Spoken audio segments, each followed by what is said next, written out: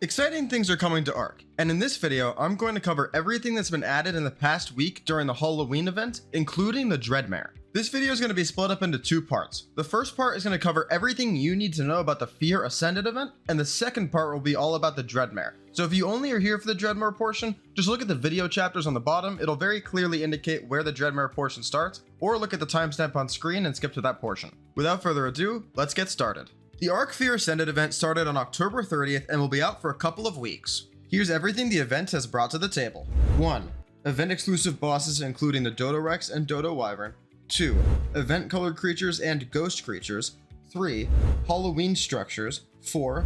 The beloved dino candies. And 5. Bone creatures and bone alpha creatures. Oh, and of course, the event-specific cosmetics as well. Before I get into all that though, first let me show you how to install the mod if you haven't done it yet, just so you can actually play with all these new cool things. Step 1. Go to the main menu and navigate to the mods list. Step 2. Search for Fear Ascended in the search bar and click Install.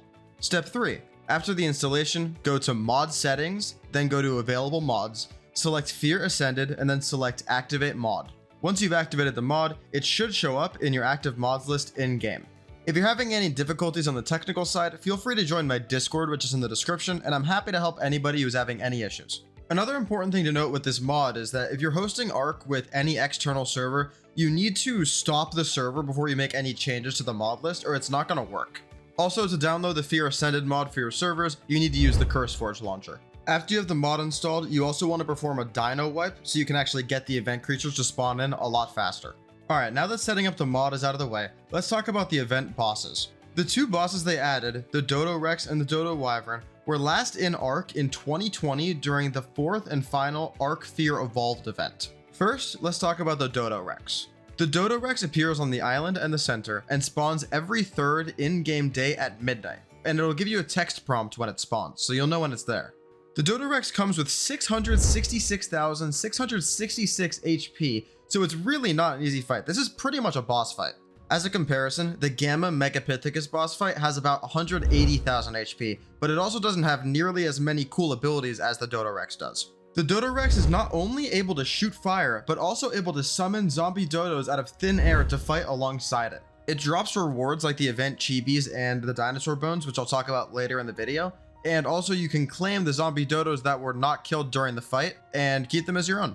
The other boss for this event is the DodoWyvern, which only spawns on Scorched Earth. As opposed to the DodoRex, who can spawn pretty much anywhere on the maps that it spawns on, the DodoWyvern generally spawns around the Wyvern Trench, so it's a lot easier to find.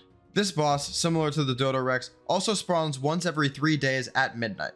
The DodoWyvern boasts over 1.3 million HP and comes with zombie wyverns to assist it instead of zombie dodos, so this is definitely a harder boss fight than the DodoRex in my opinion. Upon defeating it, it also rewards the player with chibis and dinosaur bones, and you can get the zombie wyverns tamed.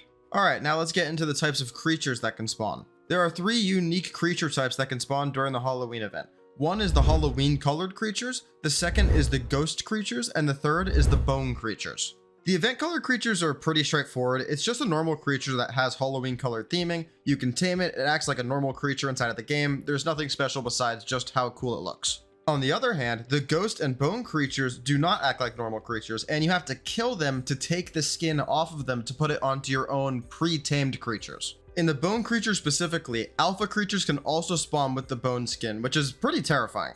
One more thing to note is that when you get a skin from these ghost or bone creatures, you're not getting that skin in a way where you can put it on any creature in the game. It's a skin that's specific to the creature that had it before. For example, if you kill a ghost T-Rex, you can't take the ghost T-Rex skin and put it on a raptor. It's not like a universally used skin, it's per creature. Moving on from creatures, let's talk about the event-specific crafting and unique items. To craft event-specific items, you need to find dinosaur bones throughout the map.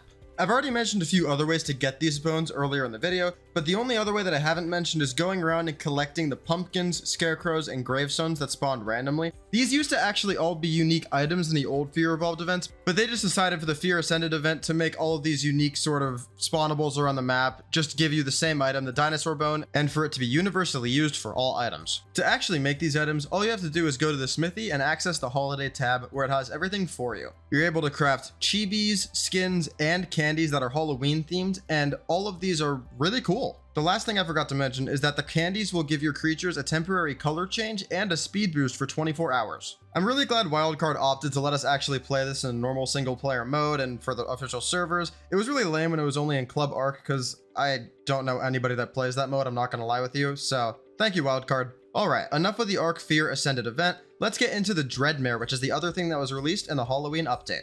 First, I'll talk about how to tame it. Second, I'll talk about the abilities and the use cases for it. And third, I'll talk about my opinion about the creature, what I like about it, what I don't like about it, and yeah, that'll be it. Taming the Dreadmare is kind of a pain in the ass. The first step is to take out your wallet and light a $5 bill on fire. My attorney is telling me to clarify that you should not light anything on fire. Alright, but in all seriousness, you have to buy it for $5. It's a creature that is behind a paywall, like always with ARK Ascended. But once you're done with that, let's get into how you can actually find one of these things and get it tamed. The Dreadmare spawns on Scorched Earth and the center only during the night. For context, the night starts around 8 p.m. If you want the spawn command for it, I'll leave that down in the description of this video on the top row. These maps on screen indicate the spawn areas for the Dreadmare on both Scorched Earth and the center. For what it's worth, they seem to be significantly more common on the center. The first step to taming a Dreadmare once you find it is to murder it. Once the Dreadmare is slain, it drops a dark altar, which is what you're going to be using to actually tame one of these guys. To use the altar, you simply have to place it and follow the instructions on the box. When you start the ritual, you'll have 5 minutes to give the altar one of a wide variety of tributes from creatures that spawn on the map you're currently doing the altar on. I've seen a few misconceptions online already about it being one of the tributes that happens to spawn the bosses on the given map. That's not true. It's any tribute that is a creature that can actually spawn on the map at all. Another thing that's important to note is the difficulty of tribute scales with the level of the Dreadmare. For example, a ritual that's consisting of a level 30 Dreadmare is never going to ask you for a Gigaheart, but a level 150 almost certainly will. The length of the ritual also increases as the level increases, so for a level 30, maybe you need to get 4 tributes and cycle through it. For a level 150, it could take 10 tributes. Alright, going back to the taming process. Once you get the tribute into the altar, a Dreadmare will spawn and start attacking you, and you need to kill it to get to the next step, which is another tribute, and you essentially rinse and repeat this process until the tame is complete. One more thing you should know before going into this is if you can't get the tribute to the altar within the 5-minute deadline, the punishment is that creature that had the tribute that you were looking for will spawn with the Dreadmare during that phase's fight, and you must defeat both before the next tribute can start. So my recommendation for this tame is if you're doing a high level Dreadmare, bring a Gigaheart with you. You don't want to fight a Giga during the taming process, but you don't need to bring the easy stuff like, for example, a Sarco skin. If it gives you a Sarco skin and you can't find one in 5 minutes, get over it, kill the Sarco and move on. The only problem arises if you actually miss the tribute deadline more than 3 times, the tame fails immediately. So definitely don't do that.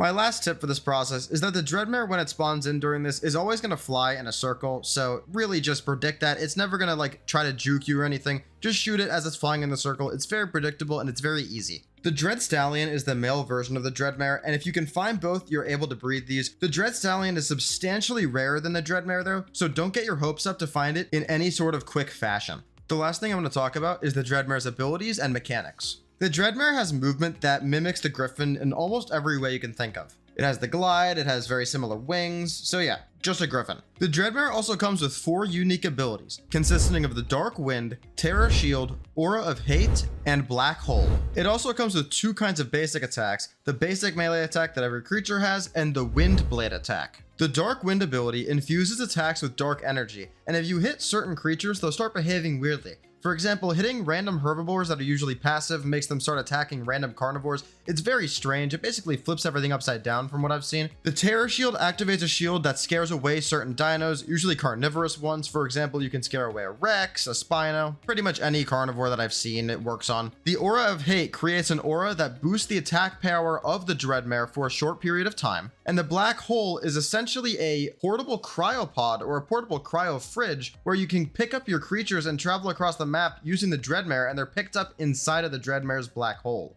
If you pick up a creature in the Black Hole, it drops its inventory on the floor, and upgrading the weight stat on the Dreadmare will allow it to carry creatures that have a heavier drag weight. Well, that's all I have for this video covering the Fear Ascended event and the Dreadmare. I tried to make it as short and to the point as possible, so if you enjoyed it or found it useful, please consider subscribing. This is a small channel and I'm trying to grow inside of the ARK scene, so it would be much appreciated. This has been Jace, and I'll see you guys next time.